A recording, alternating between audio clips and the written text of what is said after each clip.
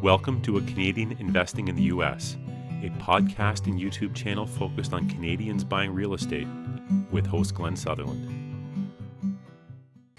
Before we get going with the interview with Kelsey Ross, I just wanted to go and talk briefly about the Meetup where I met Kelsey Ross, as I'm going to be the guest speaker there this month. So November 18th, if you're in North York, I'll be speaking at the Toronto Meetup for investors in U.S. real estate.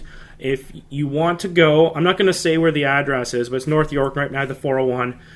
If you want to see it, check out the show notes. I'm going to put a link to the Bigger Pockets Meetup there, and you can sign up if you want to come see me. Without further ado, let's go with the show.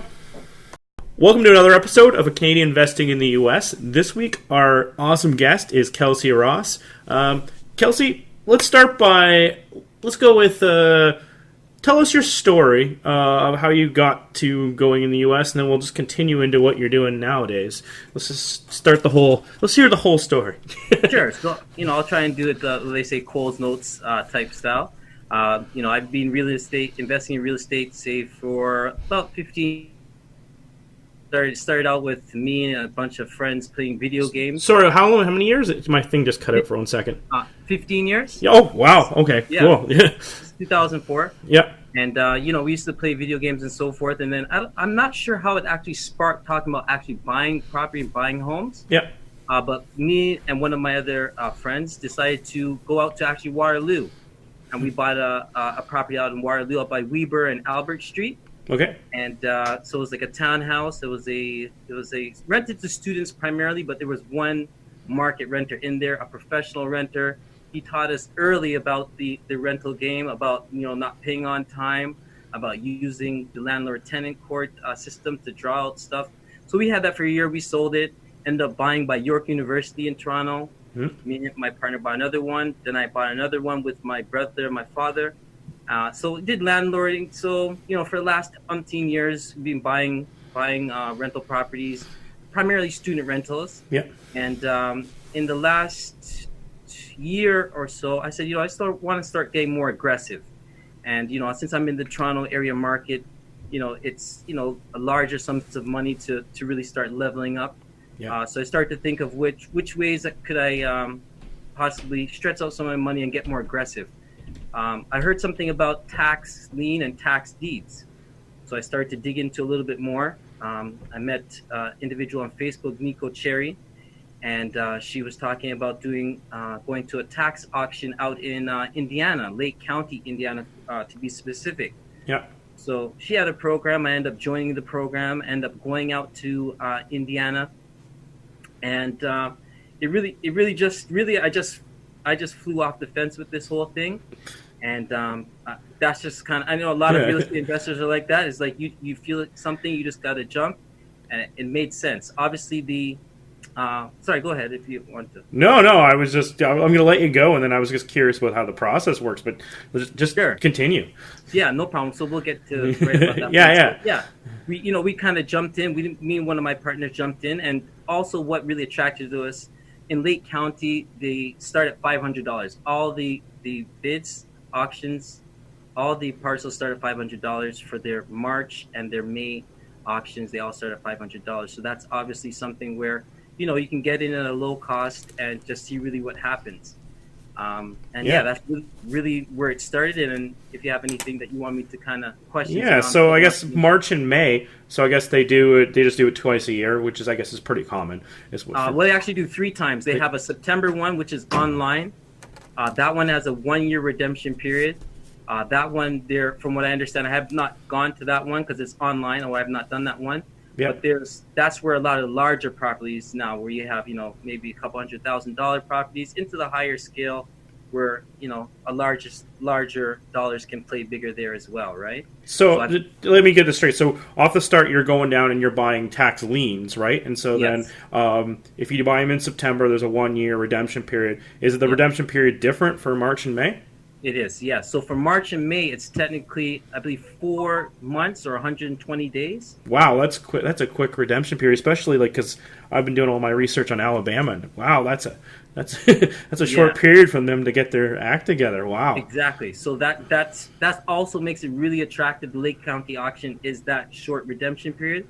for those two auctions that take place. So is it specific to that county, or is the tax deed and lien laws, is that for all of Indiana? I only know specifically about Lake County. Okay, and yep. so everything is specific to Lake County in itself. But yeah, for Lake County, the March and May, they have the 4-month redemption. So obviously those who are not familiar with that, then the owners have up to that time period to pay up the back taxes on the property to keep it in good standing.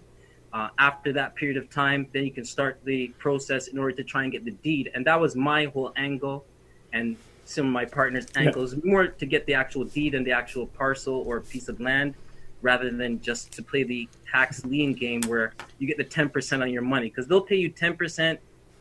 Okay, I should wind up for a second. Yeah. If your property that you won at the auction, if it's redeemed by an owner, then they pay however they're paying the back taxes and fees. It includes your lawyer fee and 10%. So if you bid, for example, I had a friend who bought a property she won a property for $900. That property was redeemed. She got back her $900, 10% of the $900, so $90, and her lawyer fee, I think, was on $850. So now if you're doing that, suppose you're doing that, you're buying stuff at $90,000 or $900,000, and you're just doing it for the tax lien, the 10%. That, again, that's a different game. I personally am not into at this point in time. Yeah. Prefer just to get the actual parcels, but that's something for people who want to do some type of passive investing. That's an angle as well. Yeah, so how do you get this deed? So I guess you have to wait for the redemption period to expire, and then what happens? That's correct. So yes, so it's not as quick as it is. My experience so far, the first auction I went to, I've been to 3 so far. So the first auction was May 2018, and we actually just got the deeds like maybe 3-4 weeks ago. Okay. Typically they say 8 to 12 months. Yeah. But that was more like 16, 17 months, because there was a little bit of back and forth. I don't want to go into it, but it's a smaller county, a smaller office. So again, they had mixed up some of our paperwork and actually got a little scared, saying that, we lost the deeds, no money. Here you lost your bid, you didn't file the stuff in time, you lose, sorry, too bad. But thankfully we did it through a lawyer. Some people do this process on themselves. They study the process, they do it themselves, file the court papers, file all the proper process, but we pay a lawyer to have it done. And thankfully we did that, because we were able to actually sort it. He went to the office there, sorted everything out, and we end up getting the deed. So typically, majority of the people I knew got within 12 months got the deed for the actual property. And okay. Yeah. So just to get this straight in my head, so you have like the 4-month redemption period, and then they haven't redeemed, and then you have to wait like a year to get the deed. In that time, you don't have the access to the property, do you? Or can you start? So legally speaking, until the property is deeded into your name, legally speaking, you don't have access. Okay. Again, when we're dealing now with Lake County, specifically, we are focusing majority on Gary. Gary does have a high percentage of vacant properties and dilapidated properties as well. Yeah. So getting into homes, we must have been since I've been to Gary about 5 times in the last year or so, 5 or 6 times. And I've probably been into like 20, 30 vacant homes easily. Okay, so I guess you go get a list, right? And then you go in before the auction, you run around and collect as much intel as you can, so you kind of know what you're buying. Definitely, because you can't. The saying goes, you can't buy off of Google Earth or whatnot, because not everywhere's updated, and specifically you'll find places in Gary that sometimes 6-7 years, that Google hasn't been updated, so you could go and it's gone, it's demolished or burnt down, or it's completely damaged from there, right? But they have, basically the county gives out, when you sign up for the actual, sorry, I apologize. No problem. when you sign up for the actual auction, they'll give you the list. And again, in Lake County, it's probably like 13,000 items on that list. Again, Whoa. Whoa. Land, that's actual homes. That's pretty much each auction. So the 3 auctions I've been, it's been from 12,000 to 13 some thousand parcels on the list. Holy crow! So that money you could bid on. How do you go through that to pick which ones are even worth your time? Well, I'm obviously just, it's only a year and a bit I've been into this, but Yeah. digging into this and even going to the second two auctions from the first one is that I think boots on the ground are important there.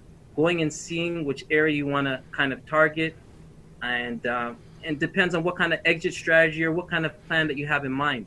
I myself and some of my partners, I want to be a help to Gary. I would like to help actually rebuild. I would like to make some money as well, but I want to be in a position to, provide some affordable housing. So I've targeted certain areas where, you have the opportunity to buy 5, 6, 7, 8, 9, 10, 12. You can buy a whole street nearly in some places, right? Yeah. Wow. So that's, I think, you really targeting where you want to be, because going through a list of 13,000 odd is daunting, right? Yeah. Oh, yeah. Right? Yeah. And so if you have a targeted area, you can see which ones are kind of fall in that area. Is that how you kind of break it down? Yeah, like and actually, because a lot of the place is like in some place like an urban jungle. So there's trees, 15, 20 years. So you may look bad, but when you actually go behind the trees and look, like we got one for $500, an all brick house for $500, and I'll put up some videos after, but it's not for $500 because there's trees all around it. I'm thinking nobody took the time to actually go look at that house, and there's diamonds in the rough all over town, all over the place. There's diamonds in the rough. So you've got in your mind you want to go down and buy some of these things.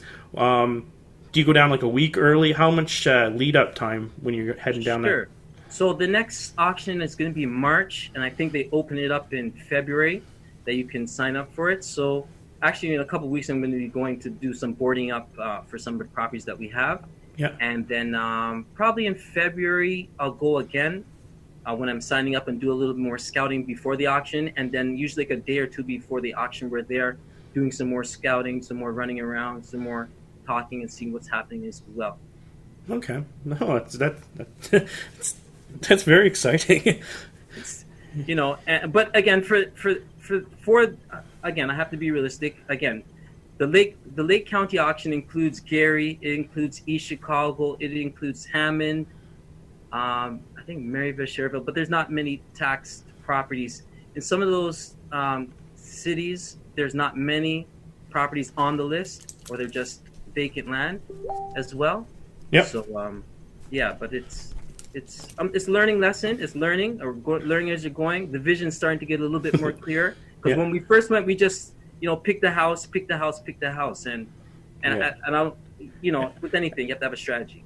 How many of these houses are getting like redeemed? Like how much where they come and pay you the 10%? What's the sort of ratio that you could actually get a deed out of this thing? You know what? To be honest with you, I wouldn't be able to say. But in the group I've went and the people I've known who've bought, I probably know like 3 properties that I've heard of that being redeemed. I'm sure there's more. And that's probably among 70, 80, 90, 100 different properties. So it's for these properties that are mostly being purchased, say under $5,000, etc., or one on the auction. Majority of those, it doesn't seem like people are actually paying the taxes, because you can see how much taxes they owe. If they owe, that's another thing. How some people may look through a list is how much tax is owed, right? Yeah. If it's only $900 tax, there's a good chance it will be redeemed. Yeah. But you never know. And then, so you got this tax deed. Say you went through the whole process. You got to the end. You have a tax deed.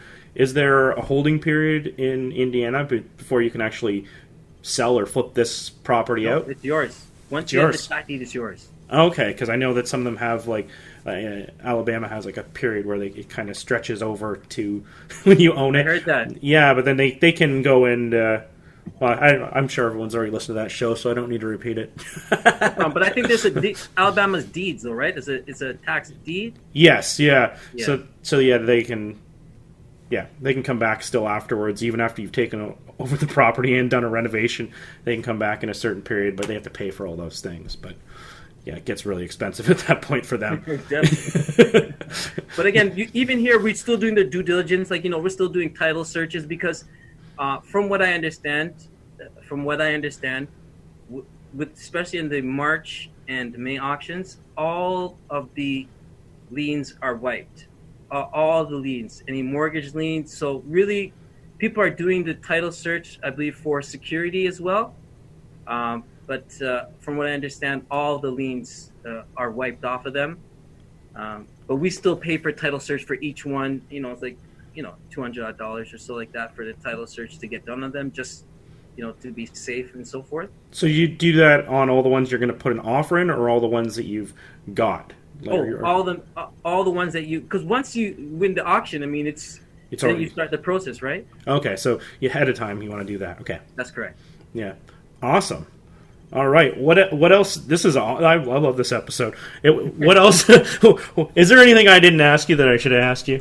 I'm not sure. Just I'll say this. Like, again, since we're talking about tax deeds and tax lien, I'm definitely no expert. Only been kind of jumping this for a year, but this is county by county, state by state, county by county, even more specific. So even when people hear this episode about the redemption period, about the $500 auctions that all parcels start at, majority of them are not like that. I have a friend who was going out and she lives in New York, but she went to this auction, but she went to one in Pennsylvania last week, and some of them start at a couple of thousand, but go to 100, 200,000, and some of them you have to do your due diligence with regards to what kind of liens are on them.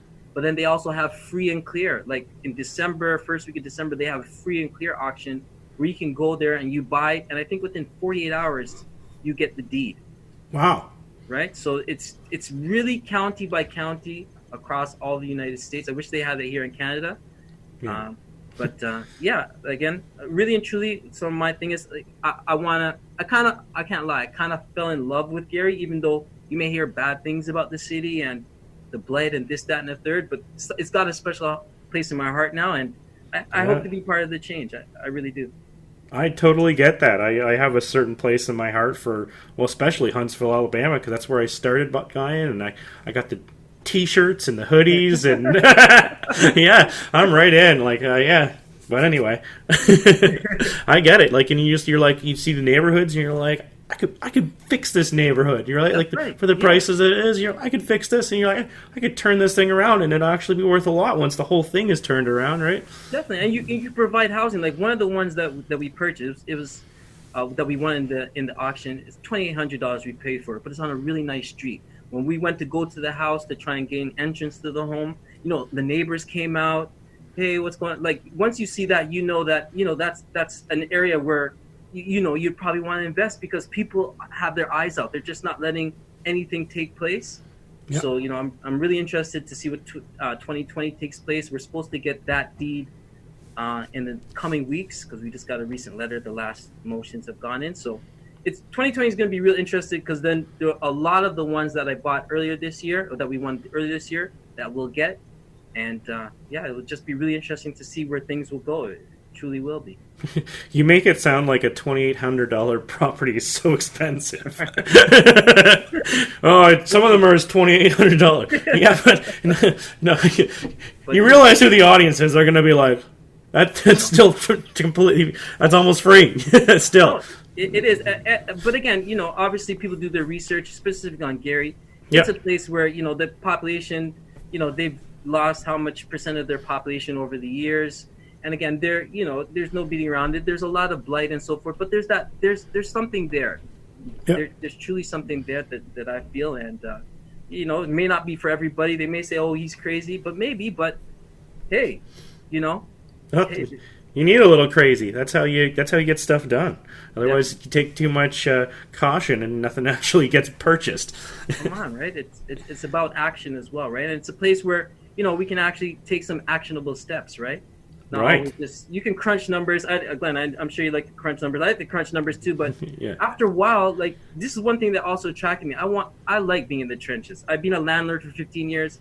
I faced it all: landlord-tenant court, tenants trying to kill each other, tenants trying to burn down the house, trying to flood the house, rats, you name it, infestation. I don't know. I'm addicted to this. I love it. Awesome. So, Kelsey, if people wanted to get a hold of you, where should they track you down? On Facebook, it's K.E. Ross. On Instagram, it's Mos_high RBG. Really big goals. Real estate brings gains. right? So definitely find me there, and probably somewhere. I'll post a picture of me and Glenn the other day. I got. Oh yeah. You know what? I should do the intro in this show and mention that meetup. Yeah, I'll do that. Awesome. Okay, I'll thank you for your time. I really appreciate it. This was awesome. No problem. I appreciate you asking me to come on this show, and I like I said, I watched all the episodes. And shout out to all the Canadians who are taking chances and are investing south of the border. Peace and love.